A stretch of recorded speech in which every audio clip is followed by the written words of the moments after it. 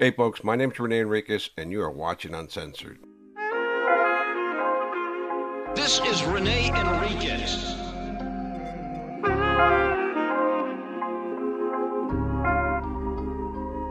Nickname Bootser. Black Hand of the Mexican Mafia. Prison gang politics. Hey folks, my name's René Enriquez and you are watching Uncensored. Welcome back to another episode of Being Made. This is the video that we took while researching the book, The Black Hand. So for those of you who have not seen an episode of this before, and there's a few episodes that precede this, they're all on the channel. It's myself, Chris Blatchford, and Sergeant Richard Valdemar from the Mexican Mafia Task Force, the FBI Task Force. Uh, Richard Valdemar was a sheriff for the Los Angeles County Sheriff and assigned to the task force. He's an old veteran that investigated the Mexican Mafia, and he was one of the guys that were handling me when I was down in Los Angeles County. I was actually brought down to Walnut Sheriff Station. That's the I room at Walnut Sheriff Station. The same exact room where Perico's debrief took place. And by the way, we got some Perico coming up pretty soon. Periquito, Periquito. I can't say his name without doing that now. Every time I hear that damn song, I think about him. Periquito, if you're out there listening, contact me, René Enriquez Uncensored at proton.me. That's my email. Let's do something, brother. The people want you. I want you. Yeah, people want to talk to you, bro. And you're great on the channel. I'll let you tell your story the way you want to tell your story. I've just showed your videos, and that's an open call for you, Perico. I don't want to call you that. I want to call you Ralph. Anyways, I digress as I always do. You know me, I'm talkative. So, for those who have not seen these episodes, this is how my book, The Black Hand, The Bloody Rise of Redemption of Rene Enriquez, formed. This is actually how it formed. We sat down, Chris Blatchford and I arranged it through my handlers to bring him in to where I was housed. And he brought in this camera that was as big as a boat. And he set it up. We had lunch and we started talking and we recorded it. We transcribed this, and from these transcriptions, we extracted sections to put in the book. So there's a whole lot in the interviews and the side stories that never made it into the book. I didn't have editing power in it, right? And Chris was dealing with HarperCollins, who bid on the book and purchased the rights to it. So this is how it started. And I think it's pretty interesting because I haven't watched these in years and years and years. So they're kind of new to me. So what I'm going to do is run this video, and then I'm going to comment on it and tell you what my thoughts were. And you'll see the interesting process that we went through in making this book, in writing this book. It's not as easy as you think, folks. It takes a lot of work. It took us 6 years from concept to publication. 6 years to publish the book. But we finally did. We got a big publisher, HarperCollins. And it's still selling today. In fact, I sell copies on www.realreneenriquez.com. If you're interested in getting an autographed copy with a personalized note, you can get them there. You can also get merch. And before we go any further, just encourage you guys to watch the video in its entirety. Watch time is what pays us, and it's how we're able to produce videos. So if you could do that, hype the video, give it a thumbs up, leave a comment. As always, it beats the algorithm. The algorithm is what we listen to here. That's what drives YouTube. And if you fall out of the algorithm, then your video is not going to be promoted. You won't get views. And then, channels wither and die. Ours, I hope, will never die. I want to do this till the end of time. And I enjoy doing it. I enjoy educating you guys. And it's not about glorification. But in this video, you're going to see the glorified me, the arrogant me, and the asshole me. Yeah, I see it now, and I see all the arrogance and the hubris, and it's not a flattering look. I'm glad that I seasoned and I became a peaceful old man, a peaceful fat old man. That's what I am now. And I look at this video, and I'm just looking at the still image right now on the screen, my computer monitor, and I had such a lovely head of hair. Where did it go? Anyways, let's kick off the video, folks. Here we go.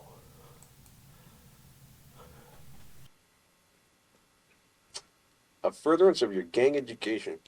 That's what it was about. You learn different things from different barrios. You learn about different people. Racial problems. Racial problems. That's when you first exposed to racial problems, the blacks. Mm-hmm. And when you first become exposed to those stereotypical mentalities about, different ethnicities. And, it's the first time I met an individual, a black guy, who spoke Spanish. There was a black guy in the day room, and he started speaking Spanish eloquently, fluently. I got to stop it right there and tell you guys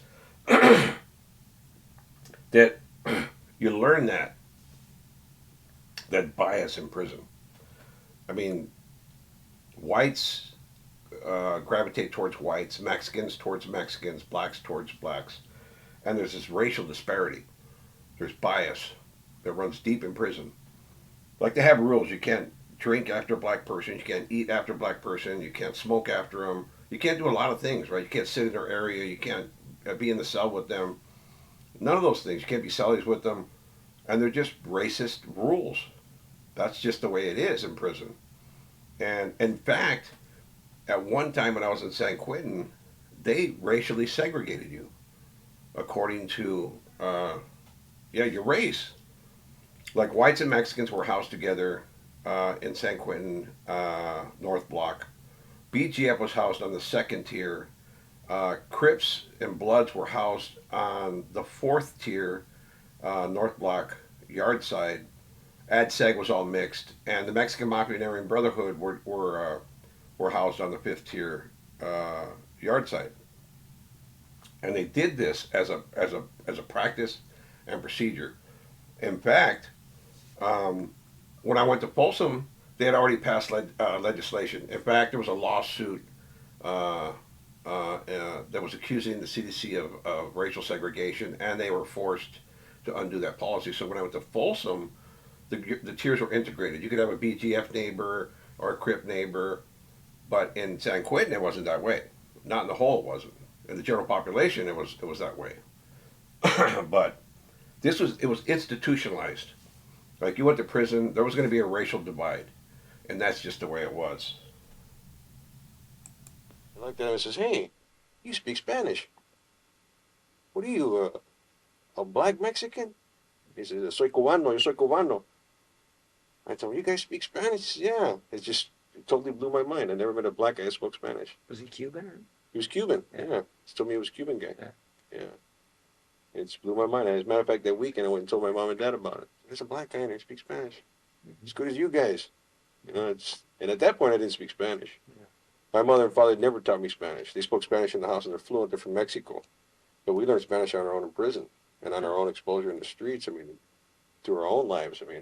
They felt that we should be English speaking in order to succeed better in, I guess, the United States. That was the mentality. Yeah, that's what everybody did, I think. Yeah, but I think it was, I think they should have taught us Spanish. Yeah. As a matter of fact, my son, he was taught from birth how to speak Spanish. Well, why not? No. I remember that. My parents didn't teach us Spanish at all. At all. We had to pick it up on our own. I learned in prison, and my Spanish is still mucho. And I remember back in school too that they sent me to speech therapy because I had a Spanish accent. And my sister and I went, and there was a great emphasis on being Americanized. This is back in the '60s when we were going to grade school, and I think that those policies were racist in and of themselves. In fact, I looked at birth certificates, and it says Caucasian on my birth certificate. It doesn't say Hispanic, it doesn't say Latino, it doesn't say Mexicano, it doesn't say anything. It says Caucasian. And I'm not a Caucasian, but that's the ethnic label that they put on black or Caucasian, right? And I remember that. Exactly, yeah. Every little thing. Exactly. Yeah. So then what? So you go back to the ninth grade. Well, I go back to the ninth grade, and I start going to school, and I see my old friend again, my old crime mate, Johnny Mancias. We go to the same school again. We start hanging out. We're still in the cholo garb, and we're switching off from show a load of stoner, just whatever fads in at that point in time. It's actually called like Continental. But they didn't catch him. They caught you, but Actually, they caught him. Oh, okay. They caught him as well, but he goes free. Huh. He goes free. I go to jail. I'm gonna ask your dad about that. Maybe he knows more about that. In fact, yeah, he goes free. He goes free. My dad tells them, that me and Johnny did this thing, Yeah. and they arrest Johnny, they arrest me, but Johnny goes out the next day. I guess because I had. I'm talking about. Remember the last episode? This last episode that I did on this, we're talking about when Johnny Mancias and I did a burglary. We burglarized his neighbor's house who was on vacation, and we got a bunch of guns. We stole their car because I left the keys to the car on the TV, and there was a big Oldsmobile. It was a boat, a huge car. I think it was a model '93 or something like that, right? Or it was the model of the car was a number. I remember that. And we went on a crime spree, Johnny and I. We did 2 robberies. We shot some people. We did drive-bys before they were called drive-bys. And while this is happening, after we get home, we go home, we ditch the car. I have all the guns in my house, and I have them laid out in the bed, and I'm showing my little brother John. And my dad walks into the room, and he says, "What is that?" And he grabs me, and he tells my mom to call the police. My dad turned us in. All those years, Johnny thought I told on him. Even when we got to Folsom, he mentioned it, and I just brushed it off. I knew what happened, but I didn't want to say that my dad told on us, right? So I let him think whatever he thought. I knew I didn't tell. But yeah, all those years later, I see Johnny, and he still thinks that I had told on him. But he never did it. He never told anybody, "Hey, Rene told everybody we were kids," or anything. Nah, I didn't do that. It was just a kid thing that we did, and my dad called the police, and we got arrested. Johnny went free. I think he went free that night. I did not. I went to Boys Republic. They sent me to Boys Republic for like 6 months or 7 months. I ended up escaping from there. I went AWOL. They call it AWOL. I went AWOL for a night, and then my mom brought me back, told me to go back. I had to go back. So I ended up doing about 6 months there for that. Guns. Yeah. I had a lot of. I mean, I had a lot of guns. Can you remember how many guns? Oh, it was a whole bed full of guns. Handguns, mostly? Rifles, handguns. What was I this remember guy, a collector or something? I guess he was a collector. There was maybe about 5 or 10 guns. Did he ever find out who robbed their house? I think he probably learned that his next door neighbor had it done. Yeah. I think he probably learned that. Yeah, But- he wouldn't have had to show up in court at the thing. Yeah. You know, my dad, and I remember this, he only wanted them to scare me. Yeah. You know, and I think it was one of the biggest regrets he ever had Mm-hmm. was calling the police on me. Because he kind of lost control of you. He lost control of me at that point. Yeah. And that's when I actually started Rebelling. rebelling terribly against his authority. At that point, I started rebelling. And I didn't understand at that point in my life, that my dad was only trying to do what was right in his mind. Yeah. In my mind, in my juvenile mind, I thought my father betrayed me. And I took on this rebellious stance where I was always adversarial with my father. Fortunately, later in life, I became my father's friend. Mm-hmm. I told my dad at one point, I think it's okay for us to be friends, Dad. It's not a bad thing for fathers and sons to be friends. A very emotional moment for me and my father because we had so many years where we weren't together. I've been in prison all this life, all of my life, all of his life. And I've been able to come towards him. You know, that's one of the things I truly regret, is being so rebellious after that incident. Because my father and I lost years and years. And I was always angry behind him turning me in to the cops. Because I assumed that gang identity, no ratting, don't tell, that stupid mentality that gang members hold on to and they think they want to live by. But it cost me more than just time in prison. It cost me time with my dad. Because it set up kind of a wall, this emotional wall that it just drove my rebellion. It fueled my rebellion. And I ran from my father towards gangs head first, and I just dove right in. I was like, okay, I'm going to be a gangster and that's it. And my dad would sit me down and tell me that gang members are bums and they're not real men and they'll turn their back on you and they'll betray you and they'll tell on you. And all that happened. Everything he said. And if I look at it in retrospect, right, everything my dad said was true. And all my dad ever wanted was the best for us. I think every father wants that for his son, the best. I don't think any father knowingly and willingly wishes the worst for their child. I know my father didn't, and I just regret that I rebelled so hard against my dad, and that it cost us so many years. Even as adults, it was I was rebellious, and I lived my life according to the way I thought I should live my life, and really I abandoned my own life. I walked away from my family and my children, everything that was important, and I walked into the embrace of the Mexican Mafia, and that meant really betraying my family. I mean, if you look at it, if you really give it some introspection, my son once told me, he said, "Dad, you abandoned me for girls, drugs, and gangs," and it's the absolute truth. It's the absolute truth. I did that to my family, not just my kids. And if you look at those guys that want to uphold that code and live that life, it's really what they're saying, that this is more important to me than you, than their kids, than going to their girls' graduation, or holding their child, or seeing those first steps, or being by the bed when your mother dies or your father dies. You're telling them that they're not worth it because the gang or the code or the organization is more important than they are. And that is sad. I mean, you look at it, it's really sad. I think about it now. I think about it how for what it really is. You're abandoning everything you love for what you're committed to. See, Dad, you're my friend now, you know, When was that? just recently. Yeah. Just recently. Nice. But I wanted to say that to him, you know, it's okay that we can talk about any topic. He'll come anywhere to see me up Pelican Yeah. Bay. He's driven up there before. It's never too late to It's get never back. too late. Never too late. But we never had the strained relationship in sense we were distant, you know, and I the last 10 years I've been gravitating towards establishing this firm bond, and I think that I'm probably the closest son my father has to him right now. Yeah. I call him all the time. I wish I could go over there and spend time with him, you know. Yeah.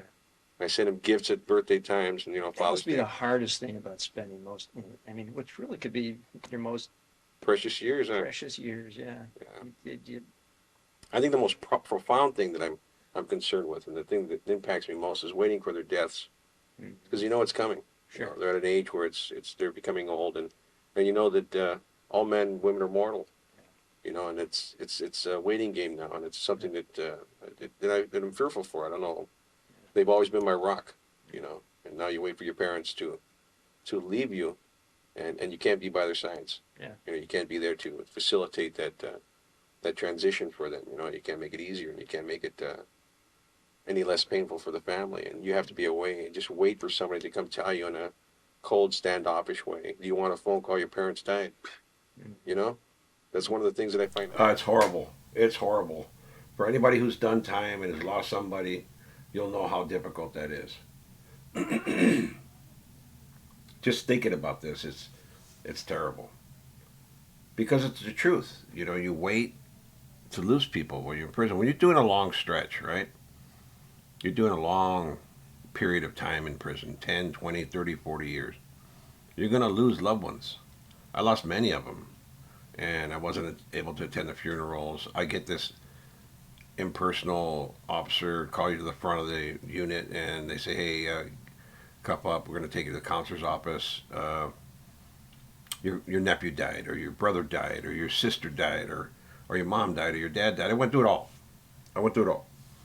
And not my sisters, but all the others. I lost them all when I was in prison. And it's the hardest thing to be sitting in a pair of handcuffs with your hands cuffed behind you, straddling a chair, while a counselor dials a phone and puts you on speaker, and there's two officers standing behind you and a counselor and maybe other staff, and you're trying to maintain your composure. You don't want to cry in front of these people, and you don't want to cry in front of your cellie when you go back, but you have to cry. But I didn't cry. I didn't cry in front of anybody. When I was alone, I cried. But it's the most difficult thing to hold that in. It's not natural. It's not natural at all to do that, and just the whole process is so dry and officious. It's officious. They're doing their duty by notify you that you have a loved one that's passed. And I can't think of a more difficult thing for an individual in prison than to lose a loved one. I've seen it many times. In SNY, I was the clerk in the block. So, and I did the phone list, right? I'd sign up people for phone calls, and and I'd see people break down on the phone, and I knew they lost somebody, right? And they would try to turn their back, and you'd see them, their shoulders shaking, and you know it's a bad call. Either his wife left him, or she's leaving him, or he lost somebody, and those are terrible calls. So it just brings back those bad memories, you know. Not the the loss. I mean, because we're all mortal, like I said, we all die, and that's death is actually we're dying a little bit every day. We're reaching closer towards our death with each day and each breath we take. Because everybody has a finite amount of time that we have on this earth. But that is probably one of the most difficult things I've faced. Losing the people that I loved while I was in prison. To face. You know, I have some family members who are terminally ill. Well, not terminally ill. My sister had cancer recently, and she's in remission. And I have a brother who's terminally ill. My brother Mark, he's got full blown AIDS. Mm-hmm. So I wait for these times where my family are going to leave me. My nephews left me. My sister in law's left me. Fortunately, no other close family members. I've never lost anyone in my family, in my immediate family. But I'm waiting now. I guess as we get older, you know, people start getting sick. You know. The first one's the hardest. So. Oh, that's it's what scares me. My brother. It's terrible. I'm sorry to hear that. I'm sorry to hear that. 48. I still get teary-eyed when it's difficult, you know, because you don't expect someone to die at 48. Yeah, it's difficult. Especially he was like a fitness expert and everything. You know, my brother Mark, he's still young, 44. Yeah. You know, he's got end-stage cirrhosis, and it's a complication of the HIV infection. Yeah, that'll be a harder one for you than your dad. Really? Because when your parents are old, you know they're going. Yeah. You know? And there's a real finality about it. Yeah. Like when that generation died, like my dad died, my mother-in-law died a month ago. It's just like, it's over. Yeah. You know, just the finality is what. Closure on their life is obviously it's just like like now I'm kind of going to be the next generation. You know? Yeah. I'm like they should be here. They should be my age. Mm-hmm. You know, it just where did all those years go? And it's just I just that feeling of finality is what it's. So I did end up losing my brother Mark. A few years after, I think it was 2007 that he passed away. He was in Chino, CIM, Palm Hall, and he had refused to take his medication. He had stopped taking his medication, and I think it was AZT at the time. That was the only medication they had for HIV, which is a drug for combating, I think it's an antiretroviral. And that was the only medicine that he was issued, right? And he said it made him feel terrible. So he'd rather just, keep getting high and live the life he lived. So he continued doing that, right? And it wasn't HIV infection. It was full-blown AIDS, because his CD4 count was below 200. And that's the mark for the last I read. His CD4 count, his white blood cell count, was below 200. And he had full-blown AIDS. And he had ascites. His stomach was blown out because of his end-stage cirrhosis. That's called comorbidity, right? Comorbidity is when you have 2 or more illnesses, right? So he had the hepatitis C and the full-blown AIDS. And AIDS is just the suppression of your immune system, right? And it makes you susceptible to all kinds of other illnesses, opportunistic infections, right?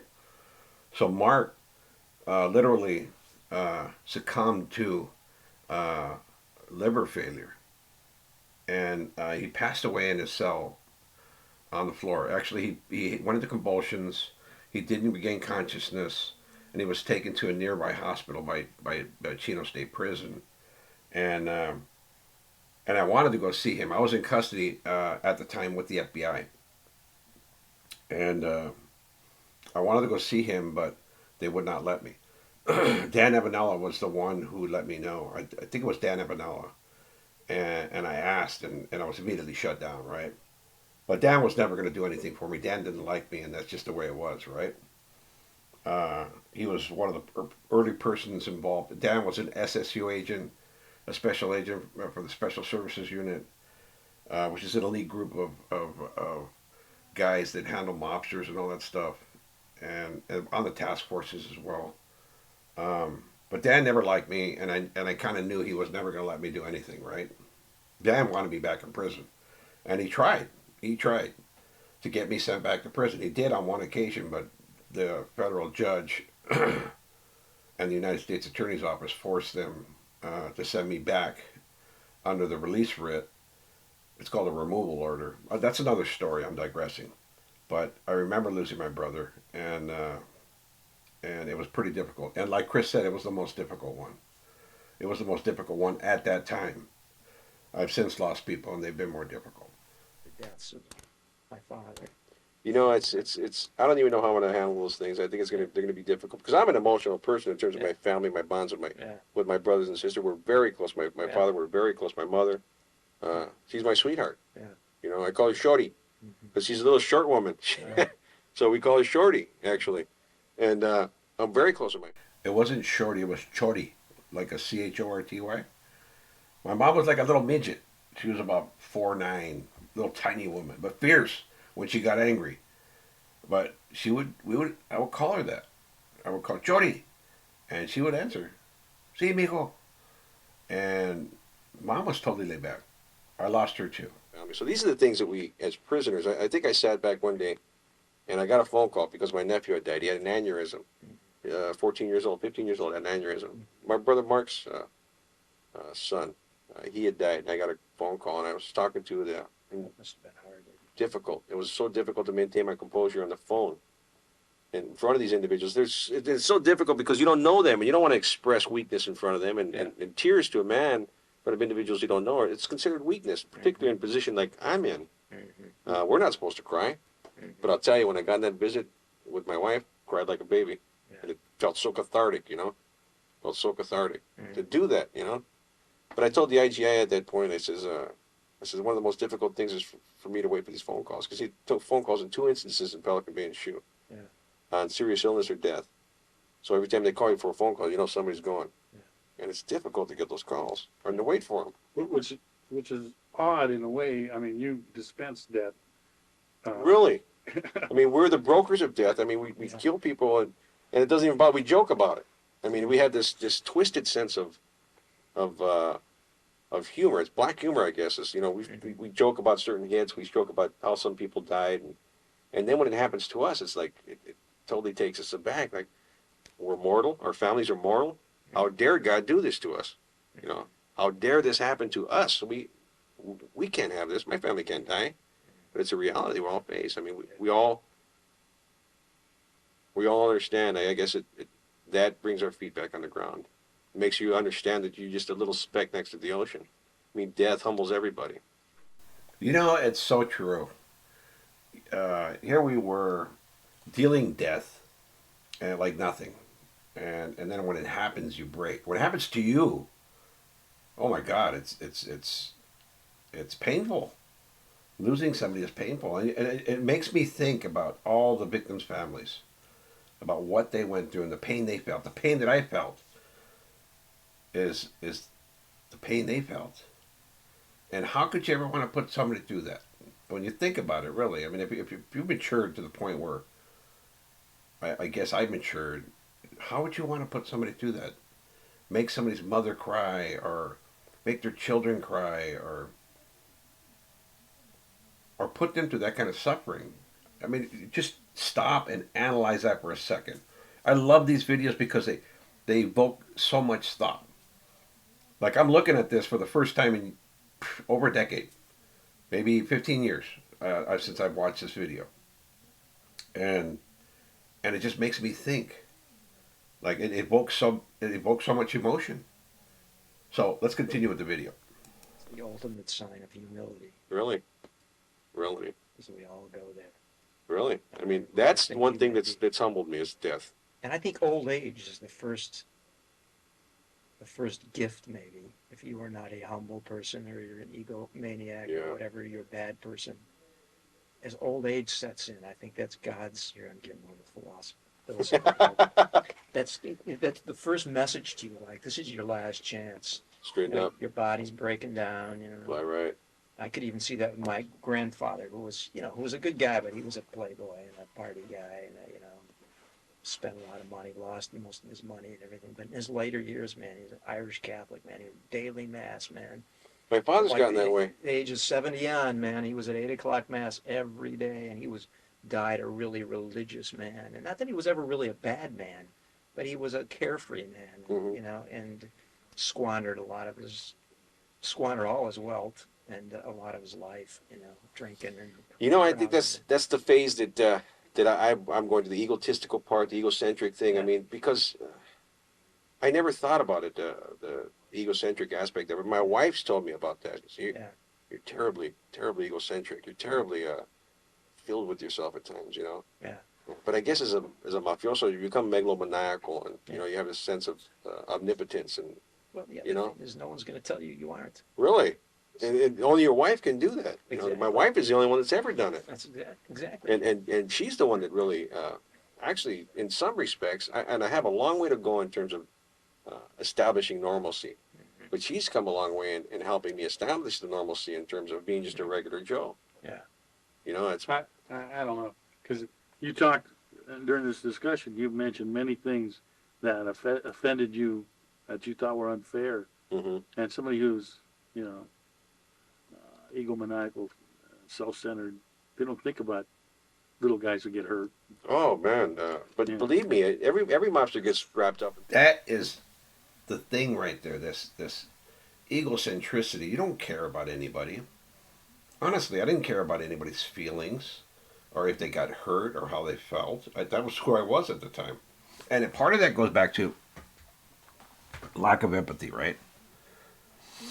I was hurt, so I was hurting people. I know that sounds cliche, but it's the absolute truth. Hurt people, right? It's like you're going to preempt, I'm going to hurt them before they hurt me. And how can you feel empathy for other people if you don't even have empathy for yourself? Like, I didn't care if I went to death row. I didn't care if I had life sentences. I didn't care if I overdosed. I didn't care if I had to participate in violence. I didn't care who got hurt. And it really boils down to that almost nihilistic, really. It's like all about your own self-pleasure, right? And that's what it is. You're just fueling this massive ego. And I'm not going to say all cardenales are like that, because I know some very humble cardenales. But the majority of the Mexican Mafia members that I knew are that way. They're all about themselves. They all want to feed their drug habit. They all want their money. They don't care who gets hurt. And they're in pain. Look, nobody does this because they live an idyllic life and everything's perfect and rosy and they live in Camelot. Nobody gets involved in this for that. Only tortured souls become Mexican Mafia members.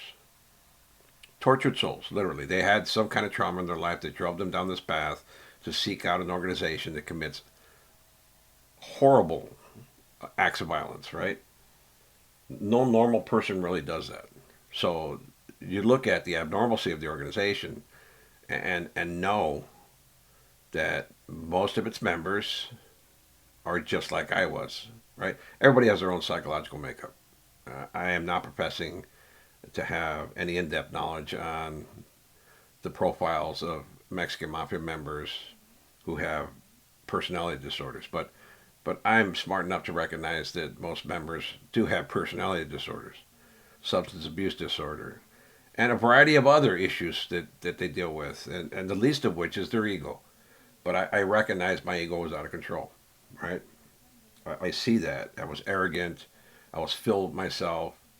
All those things all those things. And I see it now. I see it in my posturing and my body language. My arms are crossed in this where I stop the video, and it's a defensive position, right? Because I'm talking about something that I'm not really comfortable with at the time. I'm cool with it now. I'm cool with admitting my flaws now. You know, I've been through enough therapy that I know that it's good to talk about this stuff. So let's continue with this. Megalomaniacal, egotistical sense of omnipotence. I mean, Isn't it a survival technique as well? I mean, you gotta be strong and have confidence, or else you get eaten up. well, I mean, in a sense, there's always going to be a bigger bully than you down the block in terms of the mob. There's going to be a tougher guy, but a lot of those things, I guess they touched on my moral sensitivity in terms of being a mafioso. If that's possible, of having Yeah. some form of conscience in the mob, you're killing people for a living, but some of the things touched on me as being wrong. But we all succumb. I've known mobsters that were humble, that were really humble men, that they never flaunted their power, and I was not one of them. I was one of the guys that, I was a leader, and I was the makeup of my persona. I mean, that's the way I am. It's the way I am today. I mean, I'm I guess an aggressive individual in terms of how I think the definition of that is an alpha. You know, I was an alpha. I don't think I was a leader in the mob. I never considered myself that. You know, the administration puts those labels on us, the California Department of Corrections. I was one of many. That's what I was. But I never seen myself as a follower. Not at that time. Now I totally agree. I was a freaking follower, right?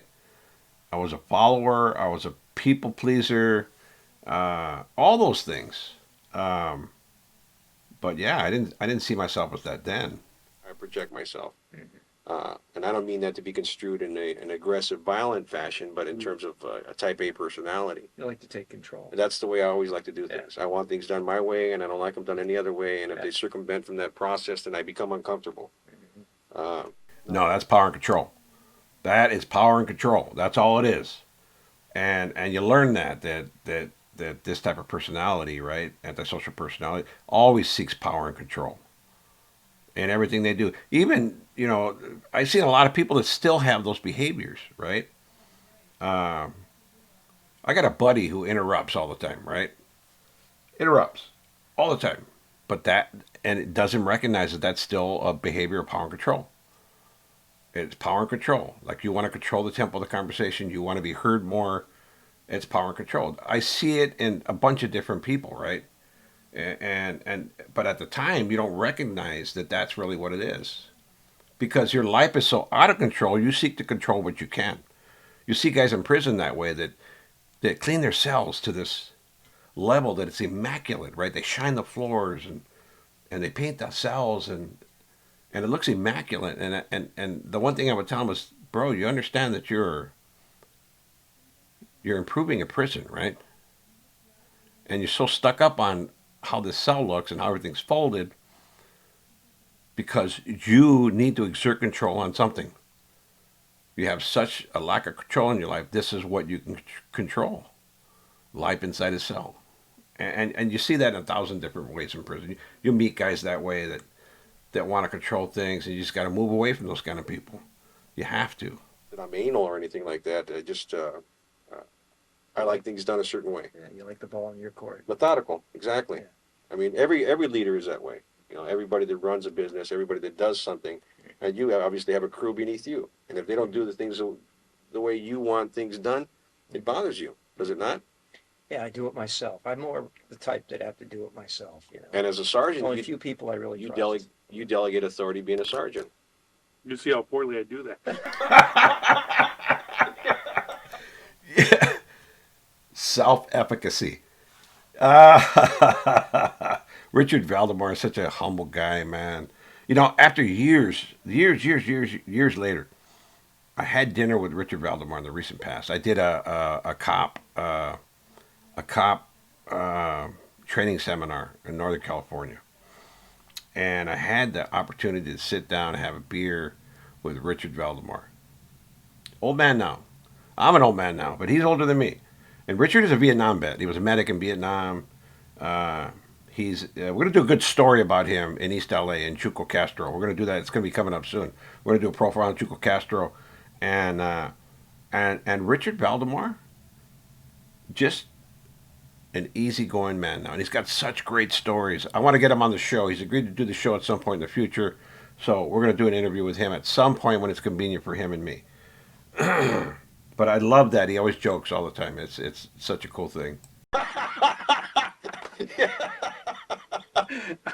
Yeah. No, that was self-deprecating, not self-efficacy. Let me correct myself before the YouTube Karens attack me.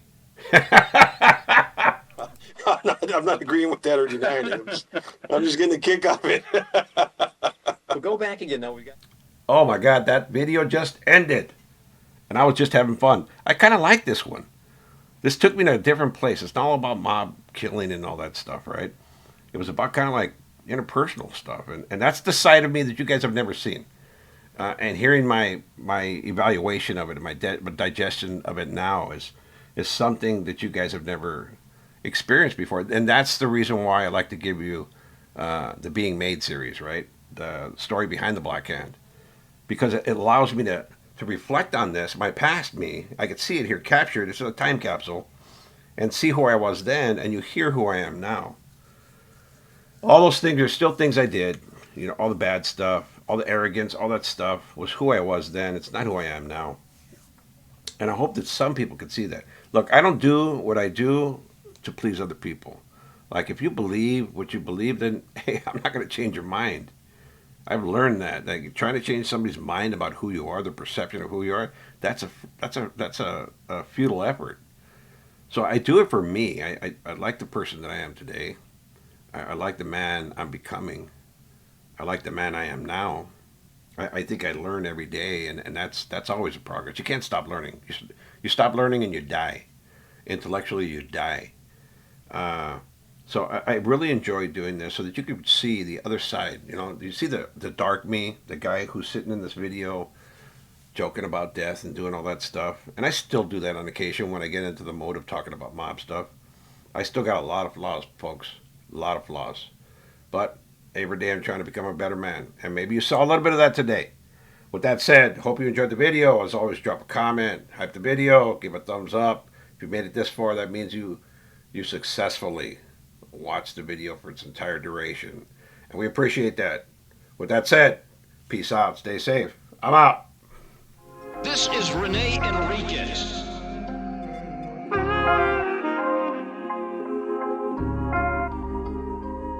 Nickname Bootser.